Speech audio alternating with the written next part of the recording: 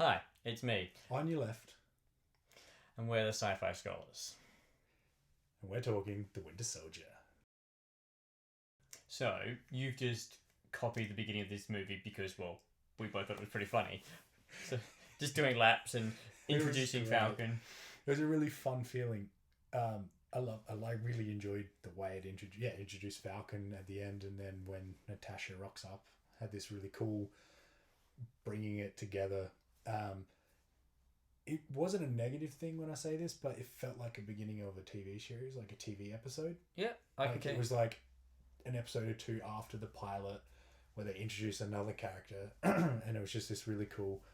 Yeah, and it's this one scene basically sets up the three of their kind of friendship and ties, and which is what ties the whole movie together. Because later on, after Cap's being beaten up, he wakes up, and on your left again. At the very spoilers. Click here if you don't want to be spoiled. Too late if you haven't. Well, you've had a couple years like last time, so too bad. Too bad. So yeah, after Cap wakes up At the very end. That. Yeah, that was just before the credits come up. That was a cool throwback. And then obviously he goes to the Smithsonian, which is the joke Natasha pulls it in. Like, anyone know where the Smithsonian is? I'm here to pick up a fossil. Obviously referring to the 95-year-old captain. Yeah. And then it's called Bucky, the Winter Soldier. So there's the spoiler. Yeah, in the post-credit scenes, not the mid-credit, the post-credit scene, Bucky goes to the Smithsonian. Yeah. So trying to figure out who himself is.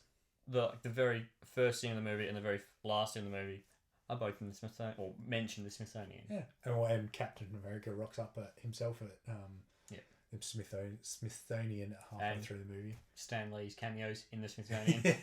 This should have been Captain America visit the Smithsonian, and so does everyone else. That's why we don't name movies. It'd be too long.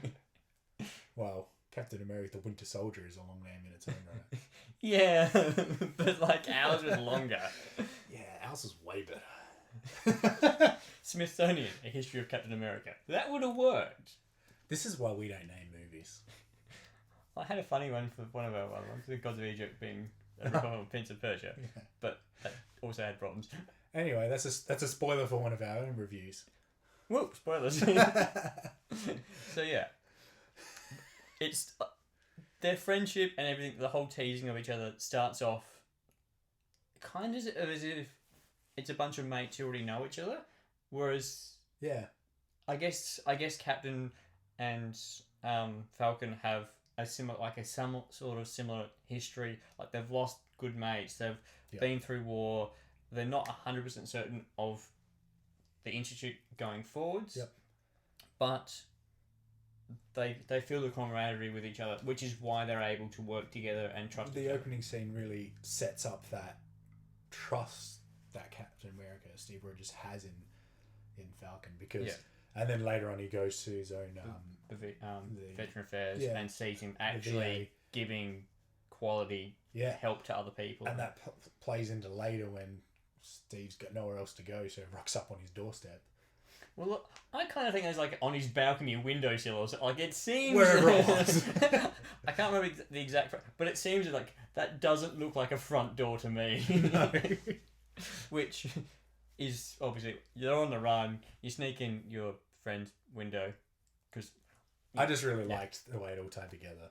Yeah. I actually really enjoy this movie. It's my favourite Marvel movie. When I first saw it, I was just like, my favourite Marvel movie by far. It still is, but rewatching it, I wasn't quite as impressed after watching it. Like, I wasn't feeling the same as what I did the first time I watched it. Probably because you had spoilers, because you knew what happened. That's probably it. But unlike the first Avenger, when I first watched it, I was like, yeah. When we rewatched it last week, I was like, I like this more than I first did. Then rewatching Captain America, The Winter Soldier, I was like, it's a good movie. But that's where it was when I first watched it. So where do we reckon on the scale Civil War? Where's Civil War going to be? Hopefully up here. But hey, we don't know yet. So yeah, it was like there was a lot of great jokes throughout the thing. It's like Natasha blowing chewing gum when he's gone back to retrieve the disc. Oh yeah, like it's a funny way to reveal her having it. Yes. But she's and she's kind of teasing him, like definitely. So yeah. the Because whole he's way shocked. through. He's like, what? I thought I made it that well. Yeah, he's not very good. She's. We already know she's like got spy history and stuff based on non-Cap movies, and he presumably knows a bit about her past, but presumably. Then again, he's a bit of a Boy Scout and doesn't really understand things in the world properly. But yeah, the whole way through, they've tied things together really well, and they've tied into the greater cinematic universe with the whole Loki staff, which they stole from. Scene.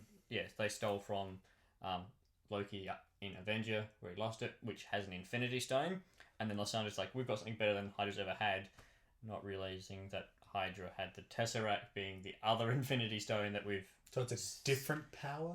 Yeah. It does different things. So it's like one's like electricity, one's like deception. Yeah. And you see throughout the whole universe, they're building towards Avengers Infinity War throughout the different movies. Yes. And so which should be good when it comes around, whenever that is. And it's possible even the Guardians will be in that because they've seen... Yeah, maybe. Well, I don't know what they're planning yet. Yeah, we don't have no idea, but that's where this universe is building towards. Which is exciting. Yeah. But one downside that I find with, cinematic universes or even TV universes when there's multiple shows, especially when they're super powered or highly powered, or it's just a city around the corner sort of thing, is when there's like an event that seems big enough that they the other superheroes or other characters should know about it. Yeah. You're just like, well, why aren't they rocking up? And there's no mention of why they didn't rock up. It's not just a problem with obviously the Marvel one. It's a problem with all.